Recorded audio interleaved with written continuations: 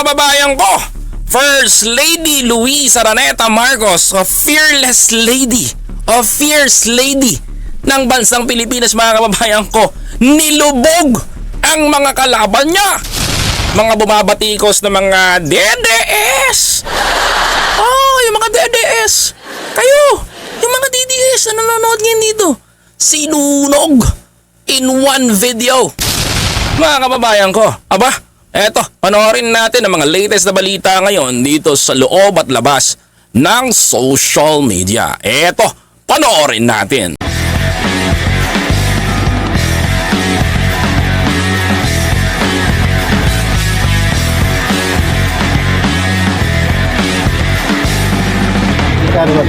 Magkano sir? Ang alin? Ang alin? Ang alin? Walang binabayad sa amin dito. May piso. Wala.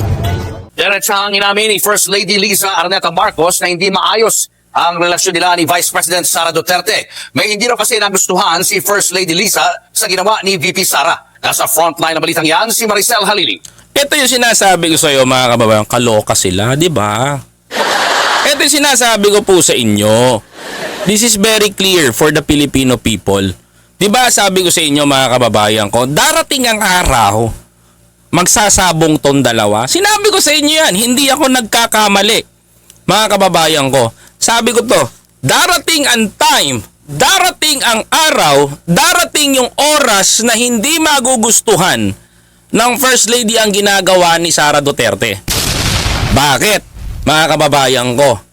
Because nakikita ng taong bayan that Sara Duterte hindi inaawat ang tatay niya. Sinabi ko sa inyo yan. Tama ako? Mga kababayan ko? And sa lahat ng mga DDS na nanonood sa akin ngayon, hindi lawan balasubas supporter. Kasalanan nyo to. Ha? Kasalanan nyo to. Makinig kayo ha kung ano resulta ng kagagahan ninyo. Eto. Bagsak din sa akin. Yan ang pasilip na sagot ni First Lady Liza Araneta Marcos tungkol sa ugnayan nila ngayon ni Vice President Sara Duterte. Sinabi yan ni Liza sa teaser ng panayam sa kanya ni Anthony Taberna sa Tune In kay Tony.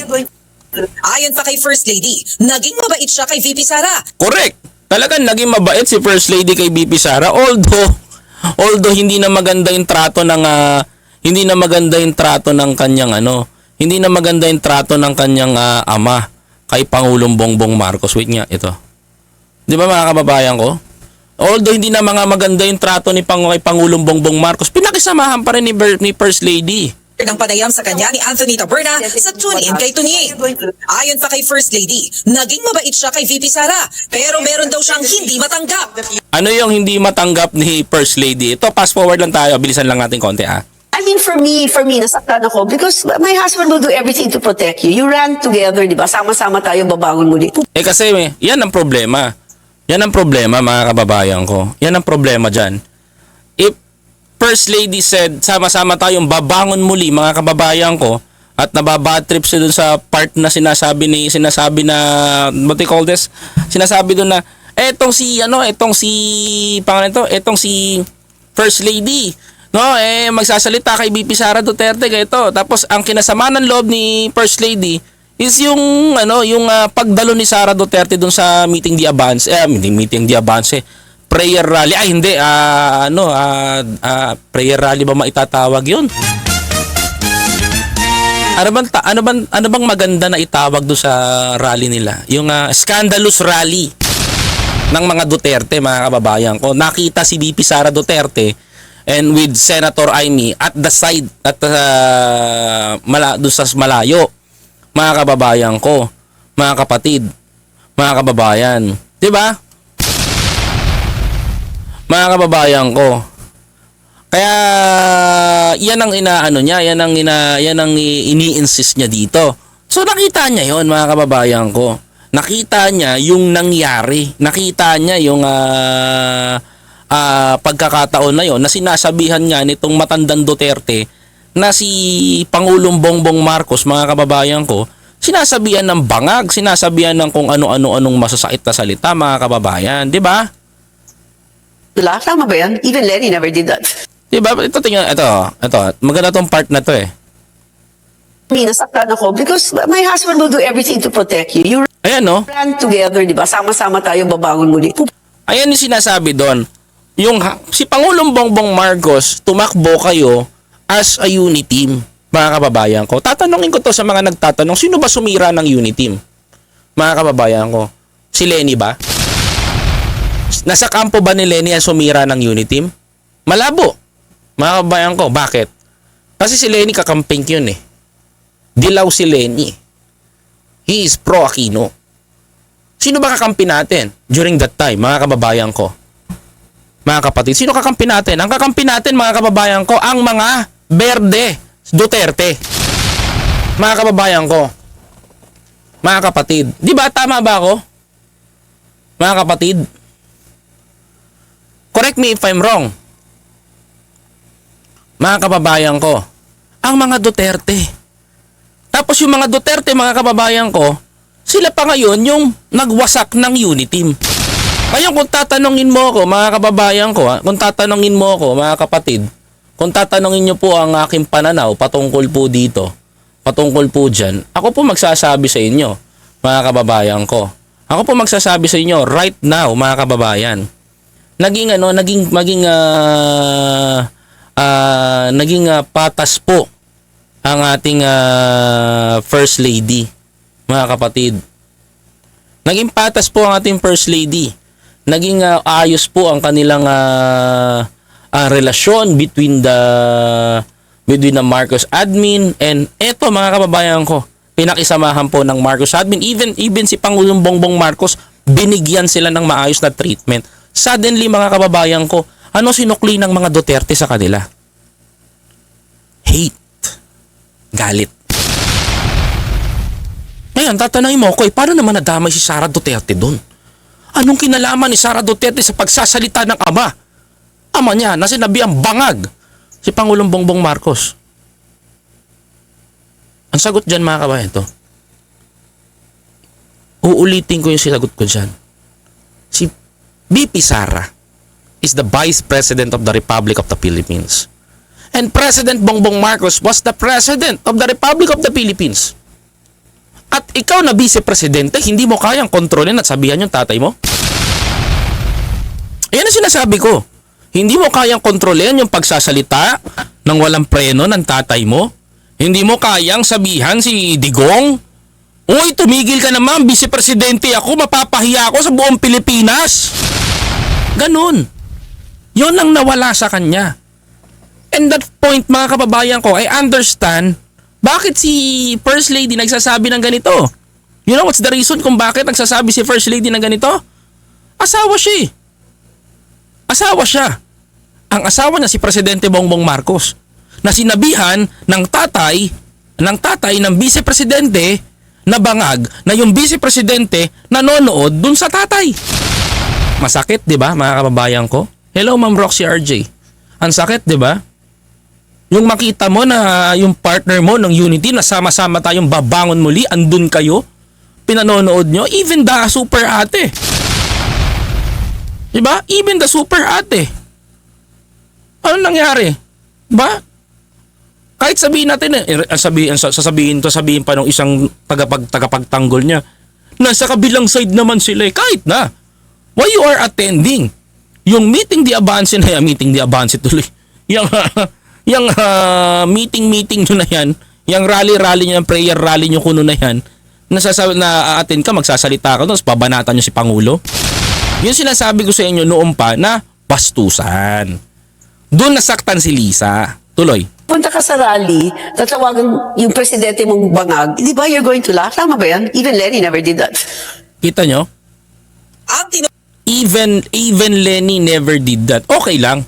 Kasi hindi naman ang sa akin lang kasi si Lenny ang pinukusan nila kaya nabutasan natin na nabutasan sila. Literally totoo to. Mga kababayan ko, kasi yung diktador, martial law. Yun ang inano nila eh. Yun ang pinambenga nila sa Marcos admin. Pero totoo to Kaya madali natin sila na-intercept. Tama yung sinabi ni Lisa na even Lenny Robredo did not say na si Bongbong Marcos kahit kampanya bangag. Diba? Duterte lang ang gumagawa nun, mga kababayan ko. Tama?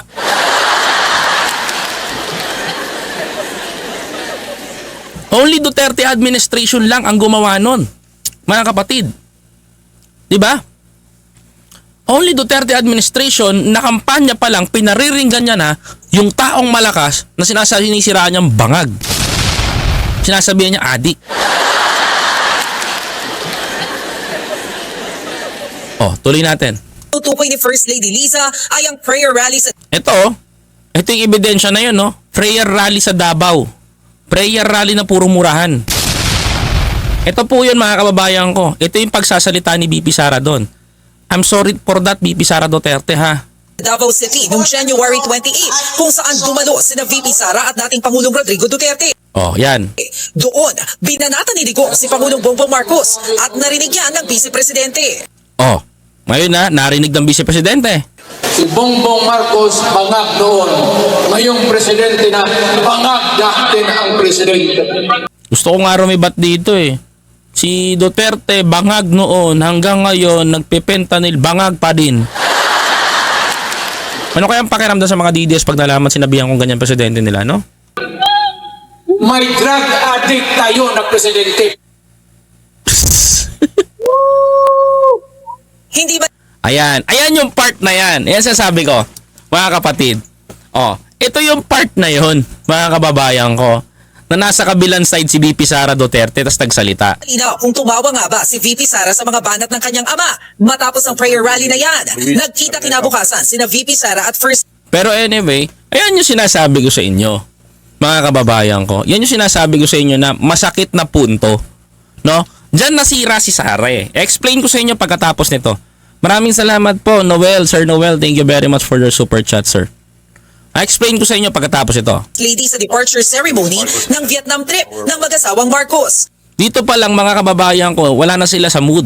Kapansin-pansin doon ang pagtamlay ng pakikitungo ni Liza sa bise. Hindi sila nakitang nagbatian kahit magkatabi sila sa upuan. Sa isa pang video, bineso ng First Lady's Executive Secretary Lucas Bersamin at nilagpasan lang si VP Sara na kausap noon ng Pangulo. Alam mo, tama yung ginawa ni First Lady dyan. Hindi ko siya kukundinahin dyan. Oo, mga kababayan ko, hindi ko kukundinahin si First Lady dyan. Bakit? Masakit yung ginawa sa asawa niya eh.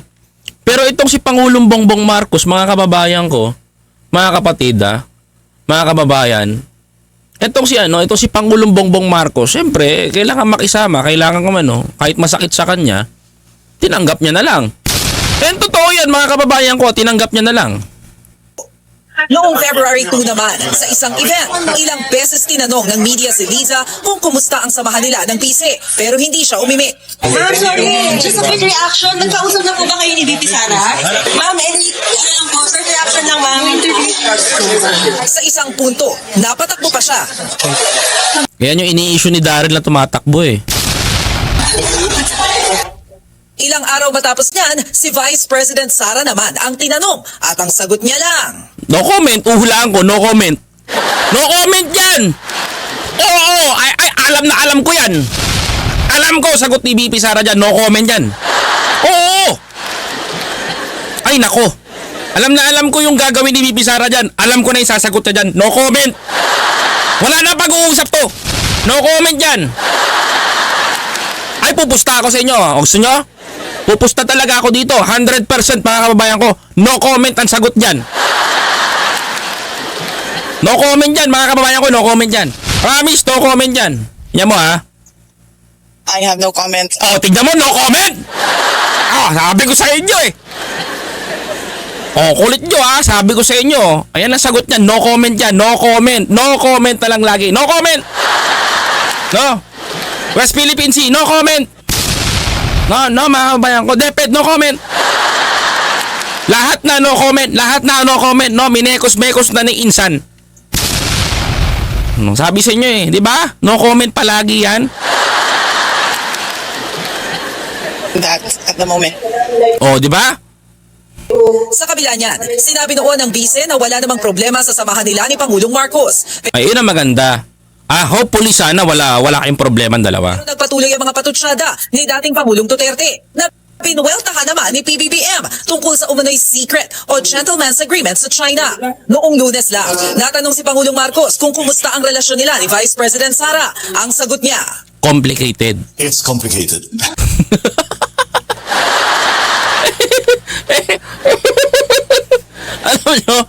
Alam nyo, ganun din kasi si si Pangulong Bongbong Marcos. Si Sara kasi din nagsalita. Di ba? No comment. Si PBBM complicated. Kasi pag sumagot si PBBM patungkol sa kanila, babanat na naman yung matandang Duterte. O, di complicated na lang. Di ba? Tama naman yun. Tuloy. Okay. It's complicated. For me, Wala namang pahayag pa ang bise sa mga bagong sinabi ni First Lady Liza Araneta Marcos. Eto, tapos yung balita sa GMA. Ito, makita nyo. Pakinggan nyo to ha. Lady Liza Araneta Marcos na iniiwasan niya si Vice President Sara Duterte Ito, niliwanag naman ni First Lady Liza. para iparating ang disgusto niya rito. Pero pwede pa naman daw maayos ang relasyon nila. Ito pinakamaganda. Pwede pa naman daw maayos ang gusot nila. Paano maayos? Kung paano? Sa pagtutok ni Ivan Mayrina. Matagal nang espekulasyon na sa ilang pagkakataong nakunan sa kamera. Sadyang hindi pinapansin ni First Lady Liza Araneta Marcos si Vice President Sara Duterte. Sa panayam sa vlog ni Anthony Taberna, kinumpirma ng First Lady na sinadya niya ito. Tulad nung paalis sila ni Pangulong Bongbong Marcos pa Vietnam. Para daw ito iparamdam kay VP Sara ang kanyang disgusto sa pagtawa ng bise sa pagtawag ng amang si dating Pangulong Rodrigo Duterte sa Pangulo na bangag. and I'm many things. I'm not a hypocrite. Oh, yeah, may department. Ayan. Ang ganda na sinabi ni First Lady dito ha. Pakinggan nyo ha. Pakinggan nyo. Sa Pangulo na bangag. And I'm many things. I'm not a hypocrite. Oh, yeah, may departure time na, di ba? So, Unang-unang sinabi niya dito na nagustuhan ko sa sinabi ni First Lady. First of all, I'm not a hypocrite. Hindi talaga siya hipokrito. Pag galit ako sa'yo, galit ako sa'yo. Yun siya, mga kababayan ko. Well, that's good. Kasi hindi mo kailangan, ibig sabihin nun, si Liza hindi plastic. Mga kababayan ko. Hindi plastic, di ba? Hindi katulad nung isa, mga kababayan ko, na binabanatan na yung presidente mo, tas haharap ka pa, tas gingitian ka ni presidente, kaya kailangan niyang ngumiti sa'yo. Anong tawag doon? Di ba? Plastic. Oh. Ngayon, naunawaan nyo. Ayan yung pinagkaiba eh. Ano gusto natin palabasin dito? Di ba? Oh. Unang-una sa lahat, sinabi ni Liza, hindi ako hypocrite. That's good. Kung hindi ka hipokrito, okay yun. Maganda yun. Mga kababayan ko. Kasi yan ang hinahanap natin na tao. Hindi hipokrito, hindi plastic.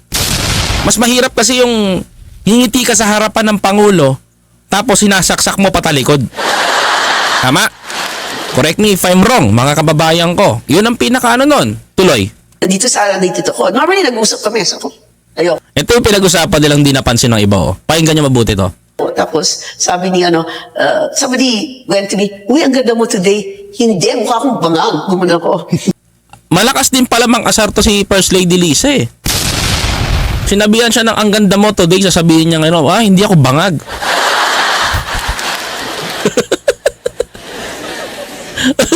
Well, tama naman yun.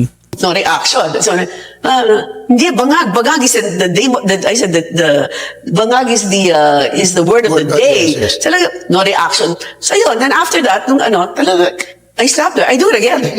I mean, that's not right. You don't do that. That's entitled politics. Ganun talaga. Sabi pa ng First Lady, maaari pang maayos ang kanilang relasyon kung hihingi ng paumanhin si VP Sara. And tanong kasi dito, ito maganda yan.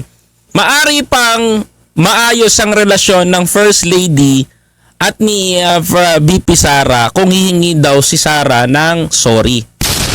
Ang tanong, is VP Sara Duterte ay manghihingi ng sorry? Bibigyan ko kayo ng magandang Ito din napansin to. Mga kababayan ko. Kapag humingi ng sorry si Sara, bababa ang tingin ng mga DDS. Ayan ito yan Ito yan.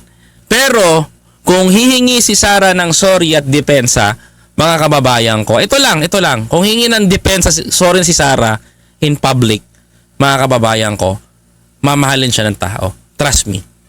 Mga kababayan ko, two-way to, mga kababayan. If hindi humingi ng dispensa at di nakipag-ayos si Sara dito, mga kapatid, tapos ang karir niya. Maniwala kayo sa akin. Kasi sa nilabas ni First Lady Liza na to, wasak siya dito. Mga kababayan ko, wasak siya dito mga kapatid. Sinasabi ko to sa inyo mga kababayan ko to inform you. Alam mo, nagbigay na si FL Liza ng payo sa kanya. if he is maaayos ang kanilang relasyon bilang First Lady at Vice Presidente kung hihingi ng dispensa si Sara. Kasi unang-una sabi ko nga sa inyo, dito may mali si Sara. Totoo sinasabi ko sa inyo, may mali si Sara.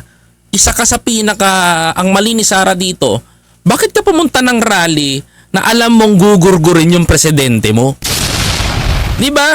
Because ibig sabihin sa taong bayan, binebetray mo si President Bongbong Marcos. Di ba? Mga kababayan ko, binebetray mo, sinasabihan ng bangag ng tatay mo, tapos ikaw, nandoon pa kayong dalawa. Di ba mga kapatid, ang hirap kaya iano niyan. Ngayon, merong parinig actually parinig to hindi para sa akin, parinig to ni FL Lisa, mga kababayan ko. The only way na magkaayos sila, mga kababayan ko, is manghingi ng sorry si Sara Duterte. Ang tanong dito, kaya bang ibaba ni Sara Duterte ang pride niya?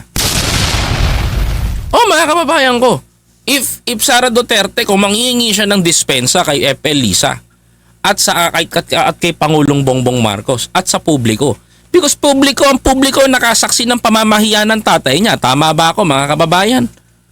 Tama ba ako, mga kapatid? Mga kababayan ko? Correct me if I'm wrong, mga kababayan ko. Di ba? Sayang, sorry, coming for the most is nothing. Correct. Mama Angelita Marcos Almudia.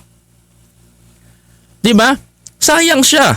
Mga kababayan ko, sabi ko double jeopardy to, nakita ko no, napanood ko tong ano na to. Sabi ko ang ganda nito.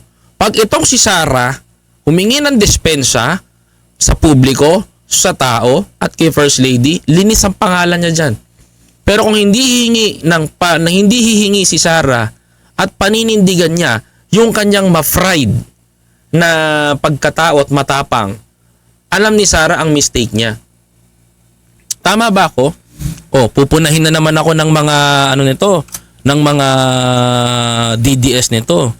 Hindi yan magsosorry, blank na Duterte yan. Aray ko, sait naman nun, Ma'am Percy Castillo.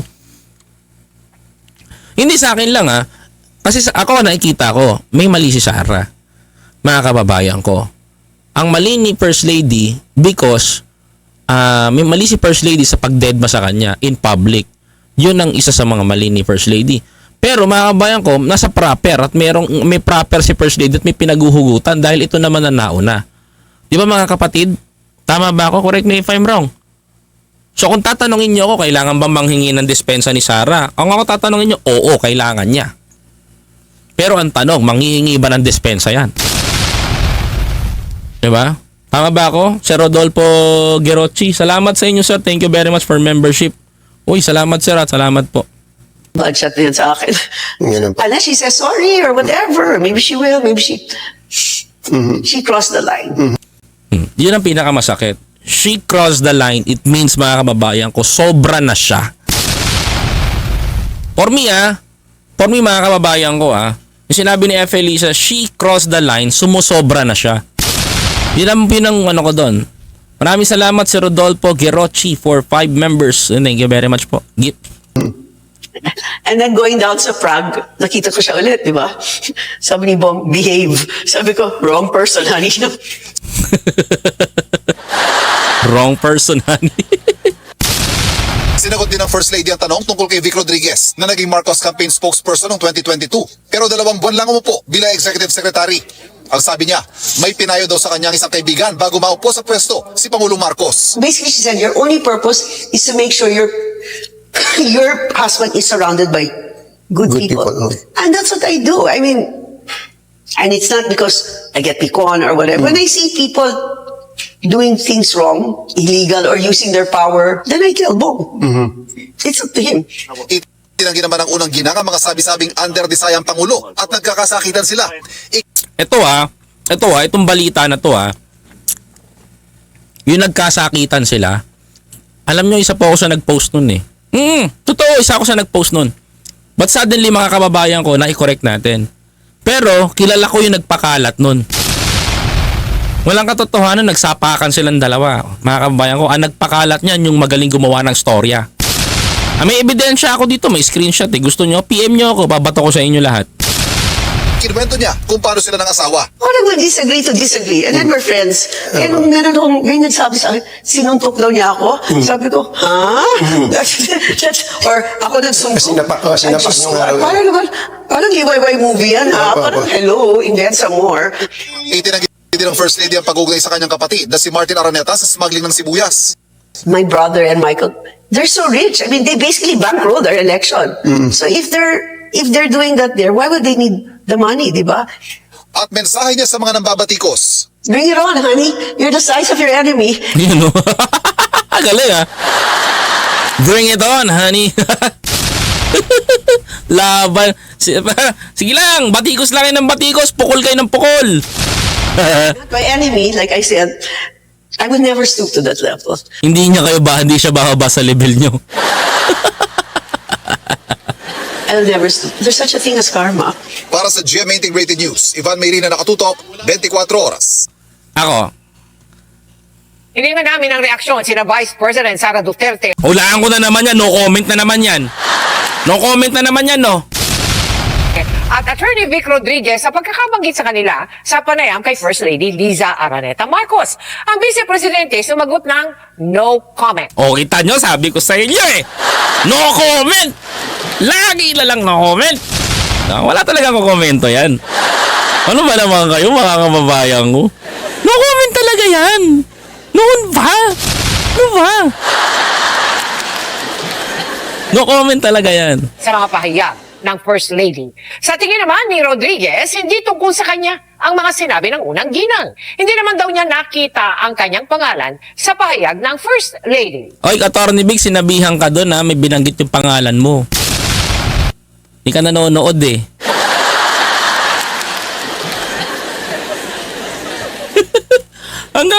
Ako ini-imagine ko right now, mga kababayan ko ha.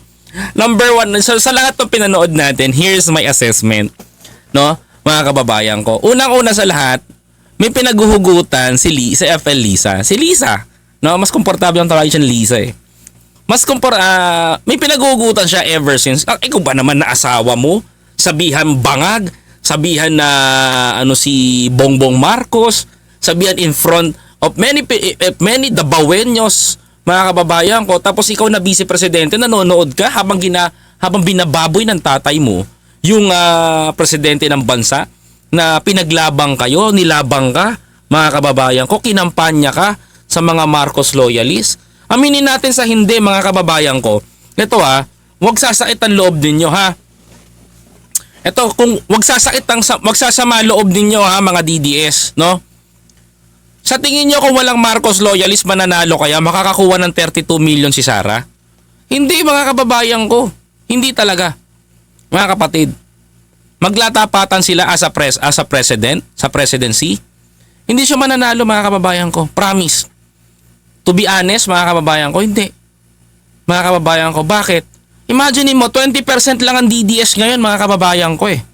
And majority of the Filipino people sumabay doon sa pagkakataon na yon na kay Marcos Jr. Sa makatubid, sabit siya.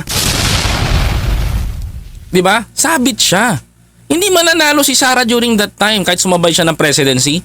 31 million nagtala si Pangulong Bongbong Marcos. Hatiin mo yon. Siyempre natural, may bumoto na sa yung loyalista. Yan ang diskarte noon, mga kababayan ko. Kaya mahigpit yung laban noon. Hindi ko nakikita na tutumbok si Sara Duterte kagaya ng pinagmamalaki ng mga DDS Duterte Balasuba supporter. Malabo. 'Di ba? Kaya magpasalamat ka. Kaya yan ang sinasabi ni FL Liza na inilaban ka. Kaya nga sama-sama tayong babangon muli. Nabanggit niya doon, mga kababayan ko. Yun po yun ang pananaw ko. Second, mga kababayan ko, tama naman yung ginawa ni FL Liza na deadmahin niya kaysa magpaka-plastic siya. Hindi siya hipokritong tao. Diniretso niya sarili niya in front of many people. Sinabi niya talaga yan. Kaya bumilib ako sa kanya eh. Bakit? Kasi totoo siyang tao sa sarili niya at ayaw niya ng Ayaw niya lang may iba pang argumento. Ito ko. Hindi kita papansinin. Kung galit ako sa'yo. That's it. Pero yung makita ka ng presidente, pagkatapos sabihan ng tatay mo na bangag, tas nanonood ka, haharap ka doon, makikibeso-beso ka, pakikinggan mo ng ganito, mga kababayan ko, yan tawag ko sa'yo doon, plastic ka. Diba? Mga kababayan ko, yung po ang totoo doon, mas mahirap po yung ganon. Mga kapatid, isa pa mga kababayan ko, tinapat niya, nilinis niya lahat ng dapat linisin sa bakod nila. Well, to our First Lady Luisa Araneta Marcos, I really admire what you're doing right now because this video is very important for many Filipino people na nagsalita po kayo. Dahil yan yung gusto na malaman ng taong bayan. Once and for all, isa lang ang sa lahat ng sinabi nila sa'yo, sa lahat ng pukol nila sa'yo, sa lahat ng sinabi nilang masasakit na salita sa Marcos family, sa Marcos administration, sa isang vlog lang, wasak at sunog sila. Ay sana makontento na sila sa sagot mo, di ba mga kababayan ko? At ito pa, mga kababayan ko, maraming salamat din kung binigyan mo pa rin ng pagkakataon, hindi mo pa rin sinarado kay ikalawang ginang VP Sara Duterte. No? Ang pintuan ng pagkakaayos between the Marcos sa pamilya ninyo.